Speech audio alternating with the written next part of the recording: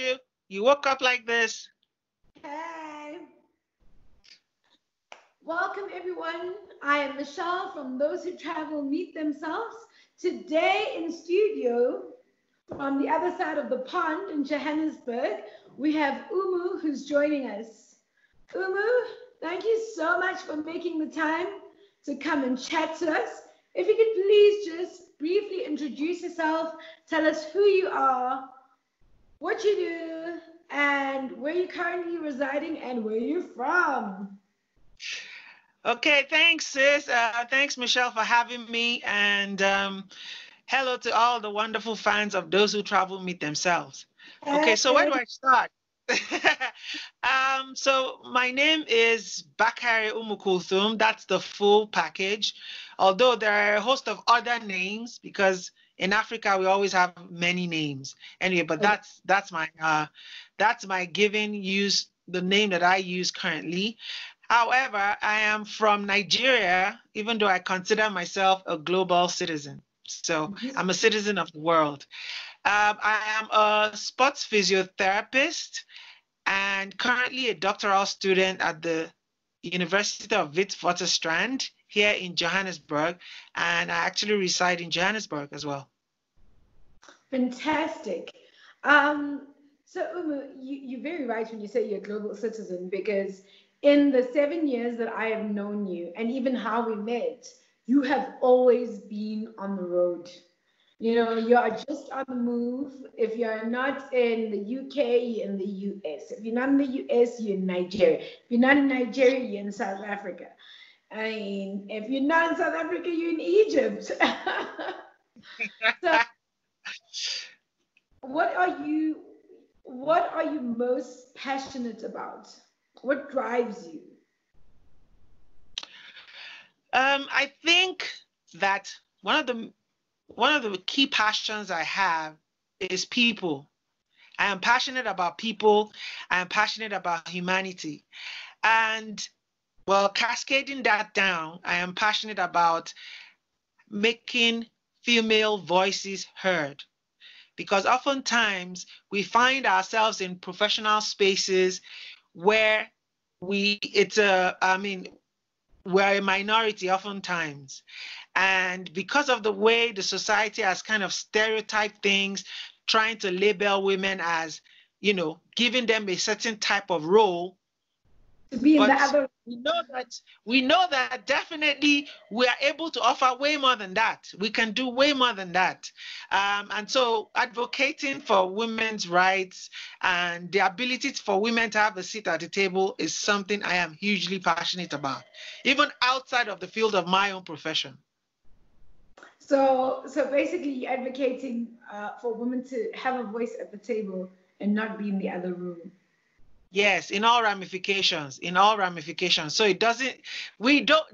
other room doesn't exist in the current universe that I'm in. Absolutely.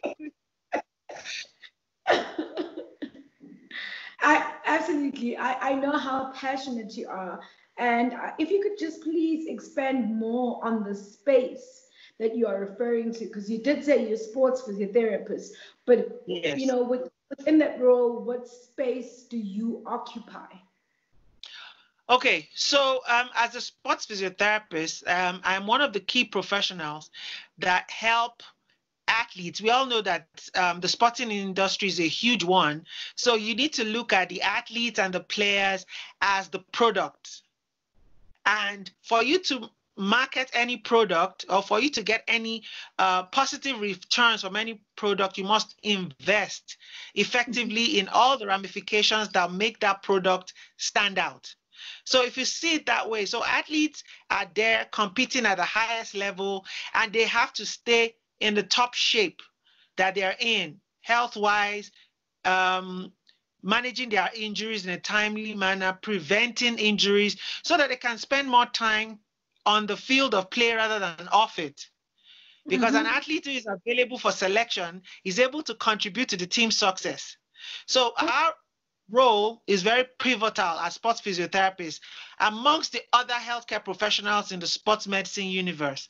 So we have the doctors, the orthopedic surgeons, the psychologists, the nutritionists, name it. You have such a huge universe to support the athletes. So the sports physiotherapist ensures that athletes are helped to prevent injuries and optimize their performances on and off the field of play. So that's just a summary. Yeah, but that was a very good summary and also gives us good insights into that field. So, which sports teams have you worked with? Okay. Over the years, I mean, I've had a career spanning at least almost 20 years now, and I have worked in different sporting settings. So in multi-sport settings where, say for instance, the All Africa Games, where the country would have delegates, athlete contingent going to represent the country from track and field to team sports such as soccer, basketball, volleyball, handball, then also across the spectrum of disabled sports. Yeah. So I pretty much covered almost everything. I think the only thing that I haven't covered is winter sports. Obviously, because we don't have winter related sports in my domain. But the last Olympics, though, Nigeria had the very first bobsled team in the Winter Olympics. So for the very first time, and it was a ladies team, and I'm sure that they are looking into bobsledding now. So I'm sure we will continue to develop the winter sports, even though in Africa we don't naturally have snow and all the things that are required for the sport. But I'm sure that they will continue to develop it.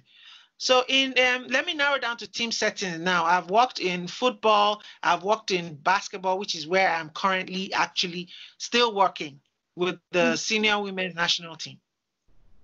So essentially, you've seen a lot of stadiums around the world. Yes.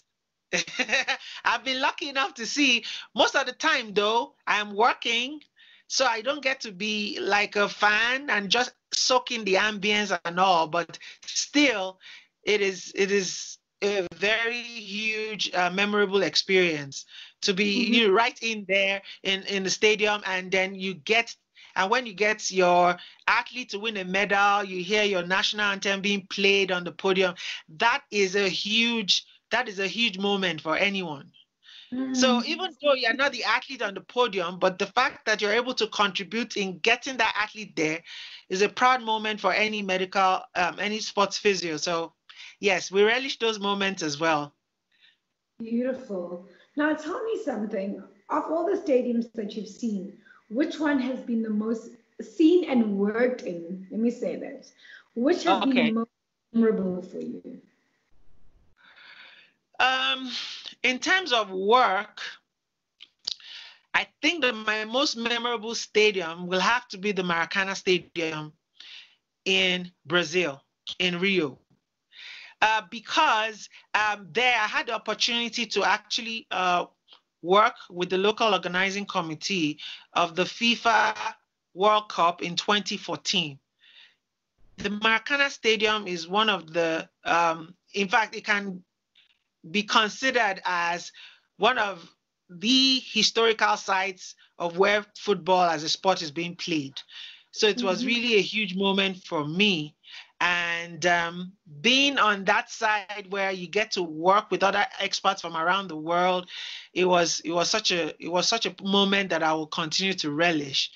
For other sporting events like athletics and all the other things that take place, I would have to say that right now it's the London 2012 Olympic Stadium, which has now been converted to the West Ham home stadium in Stratford. That one too is it's a memorable moment for me as a sports physio to have walked there and spent some time soaking in the ambience. But as a fan, arguably it's the Emirates Stadium because my team, the Arsenal FC, is that's the home stadium, that's the home ground of my football team that I support. So as a fan, I've experienced different emotions in that stadium.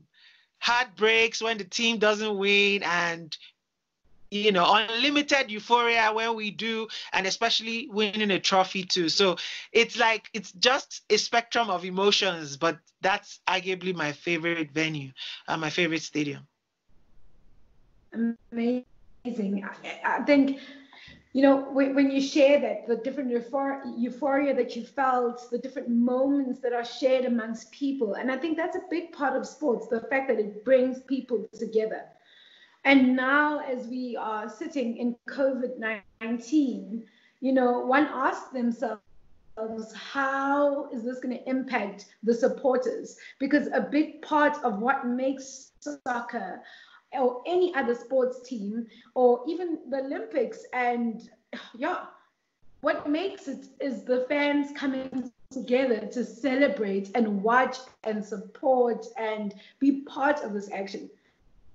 So now with 1.5 meters enforced, what do you think is going to be the future of team sports?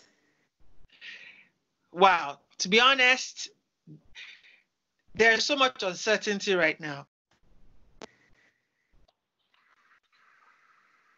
So, one of the key things, the euphoria you mentioned, the spirit that surrounds team sports when the supporters are there to support them. And I mean, we all know and we've all experienced different, we have the World Cup here in South Africa, and the enthusiasm that surrounds team sports, be it the Olympics, be it soccer, there's such a huge impact in a manner in which it brings people together.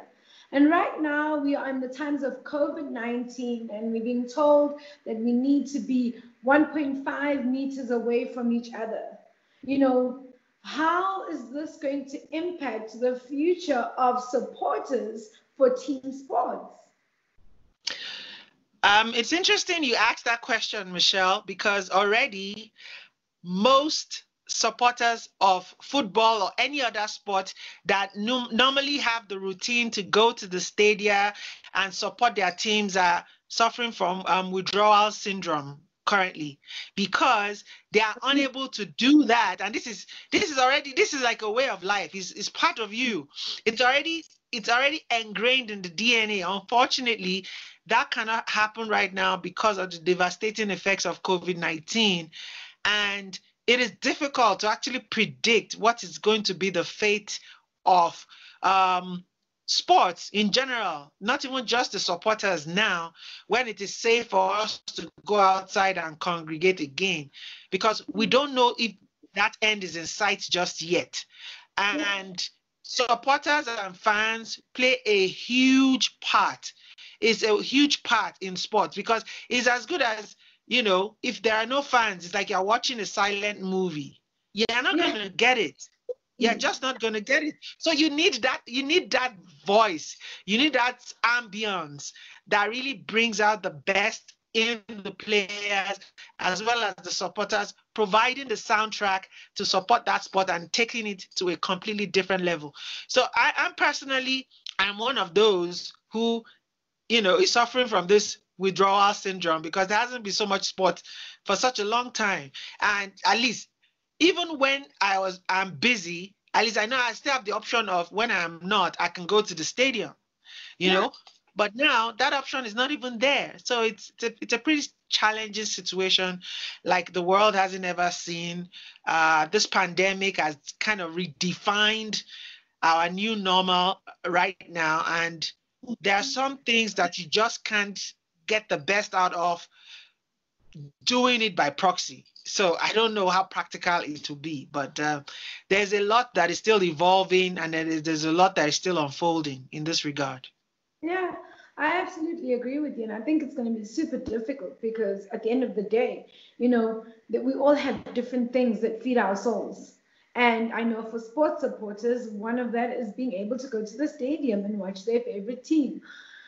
So whether it is also cheering your child along the sidelines, we were so fortunate that whenever you've traveled, you've always taken us along with you.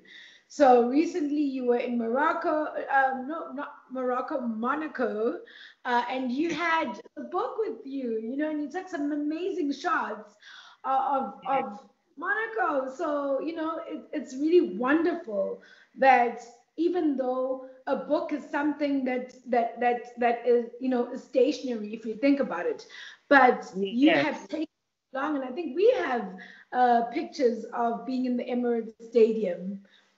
Yeah. So how wonderful.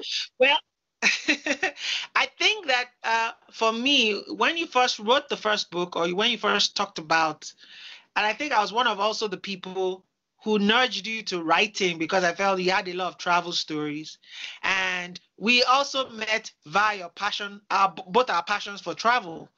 So Mm, I just figured, okay, those who travel meet themselves kind of embodies the essence of how much travel can add value to yourself.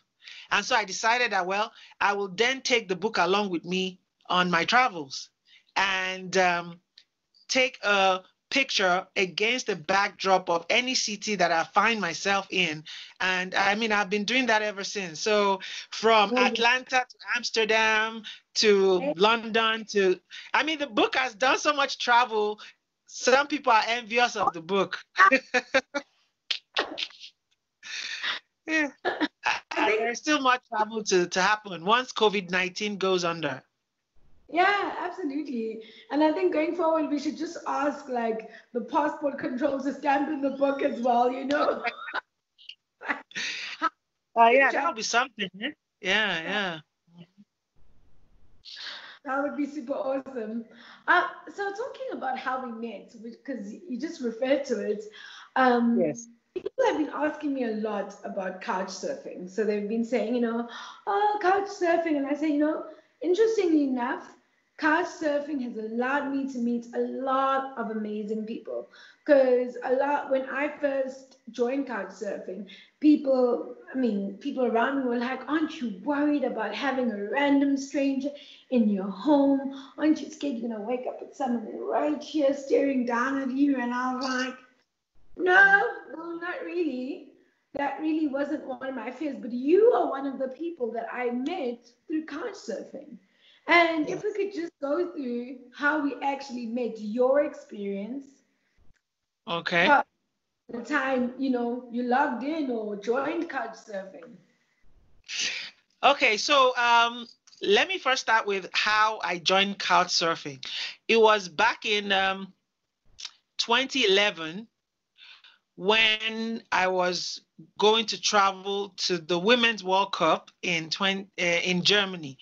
And so one of the people that I met in the process of trying to plan my journey to Germany now talked about couch surfing, was a relatively new thing. I think at the time, I was like, okay, I was going to give it a shot, and when I did, in the city where I was supposed to go and volunteer, because I signed up to volunteer for the local organizing committee, and that was my very first FIFA tournament, of which has now kind of snowballed into me now being part of the FIFA fraternity. Mhm. So anyway, so I stayed with that family, and I really enjoyed it, and it was a different experience because you would wonder that people just being so genuinely nice, opening their homes for you to stay there, providing you local advice, providing you logistic support, airport pickup, and all of that kind of stuff, without any malicious intent.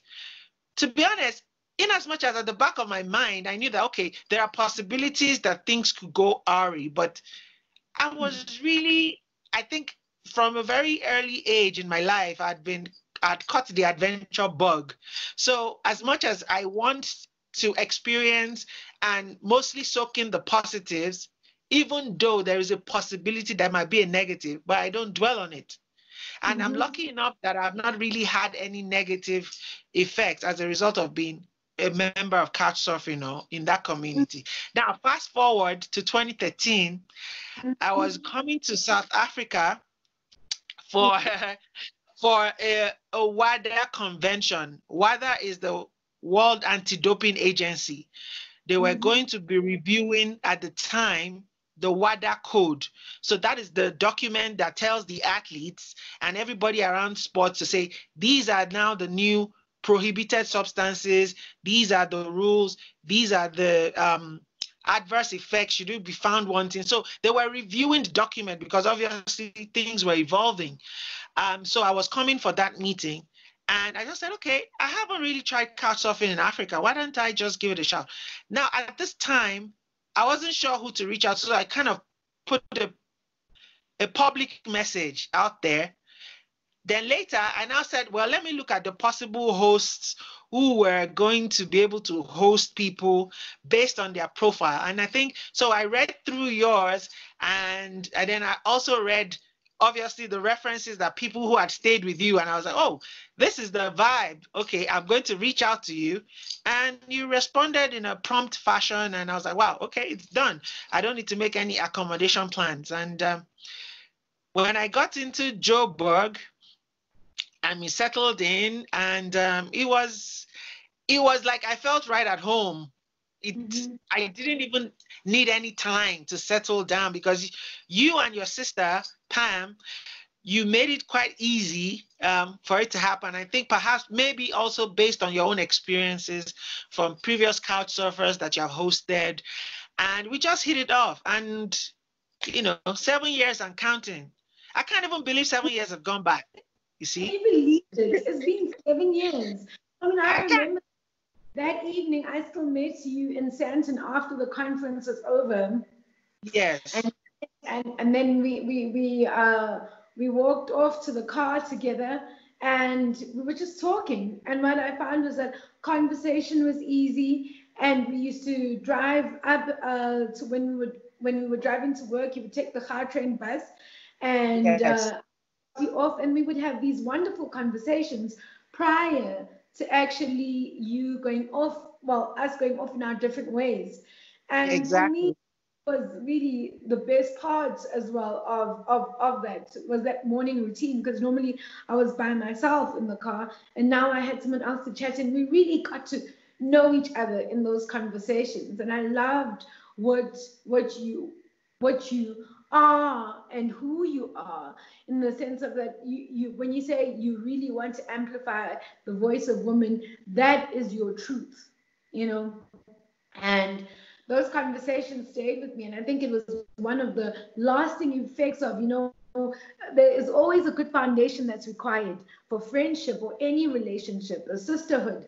And I think that was cemented in that time that we were together, living Yeah. together and sharing meals.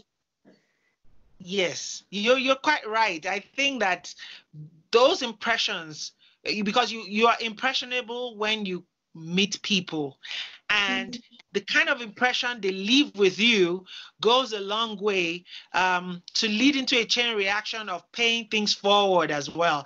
So I remember that at that time when I left South Africa, I hadn't actually hosted anyone, and I was inspired to host. So I did my first, the first time I hosted someone on Couchsurfing was after I stayed at your place. So I was like, Yay! look, Africa too. Yeah. So that is part of one of the positives. The second thing again is that it also made me make a decision about coming back to study in South Africa, because at the time I was like, before coming to South Africa, the narrative in the media is like, look, South Africa is dangerous, crime, this and that, and all. And I was like, look, I need to see things for myself. I need to experience things for myself. So all of the narrative that is in quotes, I call them propaganda, because at the end of the day, it is important. Every country will always have some negative side, but you always, it's more important, the positives outweigh the negatives. And so that is why I now took a decision to say, well, I have to explore if I can come down to South Africa and study for my PhD. And here I am. And here you are. Yes. So true. I mean, and that was the best part. I think for me, whenever someone returns back to come and visit, to come and do anything that adds to their life, it speaks to how you welcome them. And I think it's so important because Definitely. tourism isn't just pushed by, oh, here's a nice place that you can go to. You can do some really great shopping here. It's also about how you are made to feel when you come to a country. And I think that is so important because really, if you can't welcome people with open arms, then really you've already half lost the battle.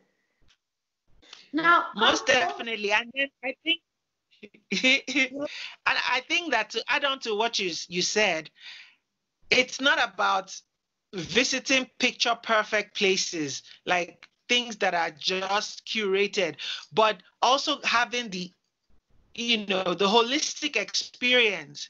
So having come down to South Africa for my studies, through you, I've visited other places in South Africa that maybe ordinarily I wouldn't have gone to. But because there's always this adventurous nature to explore and all of that, and we've done most of this stuff together, exploring South Africa, it's really added a lot of value to me because it is important to always get to know the places that you're in and the people and, the things that add the flavor that makes that place the way it is. It is Mhm. important to always experience it, and it's only travel that can get that done for you. Absolutely, I absolutely agree with you. And also, for me, there's a new experience that is shared when you take someone to a place they've never been to, because you get to experience it in their eyes, and there might be things that you have also missed about that place that you never really either appreciated that much until someone else opens your eyes to that. So it's like a layered effect, having, Def, yeah, def, traveling with someone and experiencing together. And just that human aspect, there's nothing that can make up for it. Definitely, and all of that is being missed during this COVID-19 Right. lockdown. I'm So all of that is really being missed, and I can't wait for things to get back to normal again. same here. I absolutely agree with you. So, in closing, I've just got one last question for you. Okay. Out of, out of all the places you've been to, what, well, actually, it's a two-part question. So it's not just Okay. one last of Yeah. two. So, of all the places that you've traveled to, which one has left the most lasting impression on you? The most lasting impression. Hmm. I think for me, I would have to say is the UAE. Mhm. The UAE because, I mean, they only got independence. They're about a country that is 40 something years old. They're still below 50. And the first time I went there, I was like, wow, this is how much that they have grown in this space of time that, at the early days, they had only one-story building, Mhm. which is also a tourist attraction. The very first story, I mean, the very first skyscraper in quotes in the UAE, it's, Mhm. of course, it's a monument now. They don't want to pull it down, but you wonder that it doesn't even fit in the space anymore, you know? And every time I visit the UAE, whether Abu Dhabi or Dubai, the landscape has changed. Even Mhm. if it is just a space of a few months, the landscape keeps changing. They keep evolving. They keep changing things around. And I think the way that they have taken their tourism industry and trying to get people to come and experience them, it's really, really, it always leaves a lasting impression, I'm sure, most on most tourists, as it were. So I would have to say it's the UAE that has left the most lasting impression. So they're not Had unique experiences in most places that I've visited to, even in South Africa. My experiences visiting, places that are like the Lion Park, for instance. Let me give you an example. the Joburg Zoo is 15 minutes away from me, but I've never been there.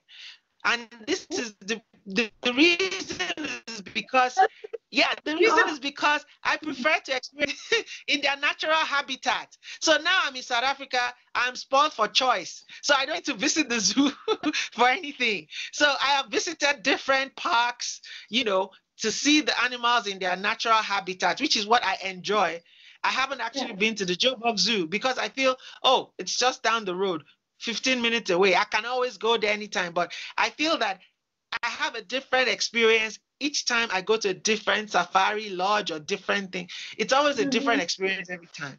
Yes. Yeah, that's true though. It is true. Like seeing them in their habitat tends to be way better than seeing them behind or in a confined space. Even Yes. though we Yeah. understand it's mostly for educational purposes. And Exactly. so the Exactly. last question is, as a woman who's been in sports, and you mentioned that you volunteered to get in there into Yes. that space. What Yes. would your words of encouragement be for someone who wants to carve out a career similar to yours and doesn't know where to start and might be afraid of travel? What would you say to them? First of all, you have to get rid of your phobia for travel. You have to start from somewhere. So you can start locally. I mean, I remember that my own very first solo travel anywhere by myself was outside of the continent of Africa, obviously, to Europe, was about 2007. Mm-hmm. I'd been traveling within West Africa uh, before then, but my very first solo travel was around 2007. And it is important for any young upcoming sports physio wannabe person to first of all have passion for the profession. Because if you think that sports physiotherapy is just taking selfies with Messi and Cristiano Ronaldo, that is not it. It is not pretty. I mean, you'll have sleepless days and restless nights, and you have to put in the work. You have to put in the work so that people know that you have that portfolio that earns you a seat at the table. And for you to hone your skills, you need to get the exposure, you need to volunteer. Spend time. In volunteering, you have to spend your own money to send yourself wherever you can acquire the skill, you know. And with time, once you hone your skills, people start looking for you. So it is important that you put that first, invest in yourself, get the opportunities that can help you hone your skills. If you have people in the profession already, like currently now, I have a group of almost 300 sports physio wannabes that I mentor. You have to spend a lot of time to volunteer, which means that you need to spend your own funds to make these things happen. You have to seek out opportunities. You have to reach out to people already established in the profession, so that they can support you in a mentorship role. If you want something really bad, you have to be persistent. It is important. You have to be persistent. And not everybody will say yes to you, but not everybody will say no to you as well. So you need to ensure that you really want something very bad, and you have to continue to do what you can in your own capacity to ensure that you hone your skills very well. And when you do, people then look for you, and then you can make the money. Yeah. You will remain relevant, and they will give you that seat at the table that you're looking for. Yeah. So when you say reach out, what's the best way to reach out? Is it LinkedIn? Is it Facebook? Well, I think that for right now, back in my own days, there wasn't that much there wasn't really social media per se, but I think social media can be used for good now. I've had a lot of people reach out to me on social media who have responded to. I have a lot of people who you can see are leading people in your field. You can reach out to them via email, LinkedIn. I'm sure that people will respond. Once you present your case and you say, oh, I would like you to mentor me or give me an opportunity to volunteer or give me a learning opportunity, people will always respond. Some people will say no, but then some people will still say yes. So you have to go with you have to really want it bad and be persistent, which is, I think, is one of the skills you need to have early on, that persistence. When one door closes, the front door closes, you go around the back. I love that. When the front door closes, you go around the back.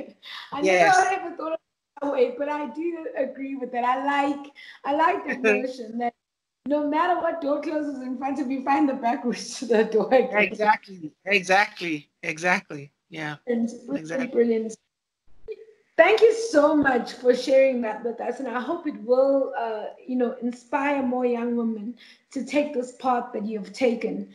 And thank you for sharing your story with us. It's so important that we actually share our stories. And I think, sometimes we're out here searching for stories and things that kind of support our ideas and where we'd like to see ourselves go. So for a person who might want to become a physiotherapist like you and a sports physiotherapist, they might be searching for someone exactly like you. So Yes. Okay, perhaps you can also put my social media handles, and anybody that might watch this that might be interested, I'll be happy to point them in the right direction. One of the mantras that I've taken on now is that at any point in time, you must always be able to pay it forward.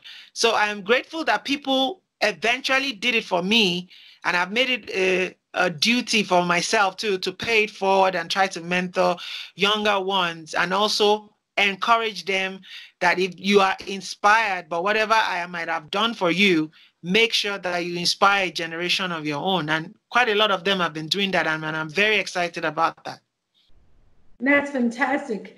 And it's good Yeah. to actually have a principle that it's based on so that one knows that the relationship is to create a generation of voices. Yes. And Yes. I read something about the shine theory where it says the future is in collaboration. And these two young women Definitely. came up with that theory, and you can Google it on the internet. And I thought it was quite important and powerful that they actually coined that term. And yeah, if you shine, I shine.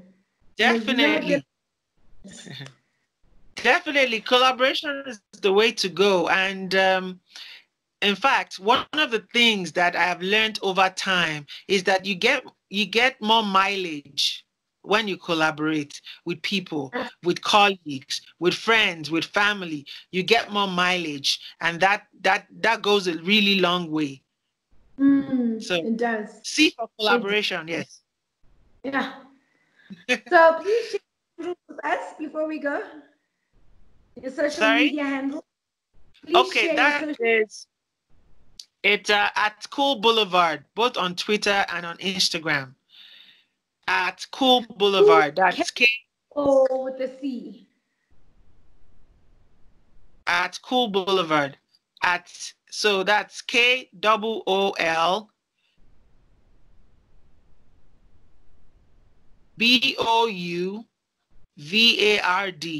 at Cool Boulevard. Okay, perfect. What I'll do is I'll also have them uh, on in there so that if anyone actually reaches out, we'll be able to assist them. So Yes, that's definitely. I'll be happy to do that for sure. awesome. Thank you so much for your time. And Thank you very much, sis, for the opportunity. And it's good seeing you, even though COVID-19 has kept us apart, but definitely this is always there. Yes. always, always, hey. Yeah, thank you so much for having me. And You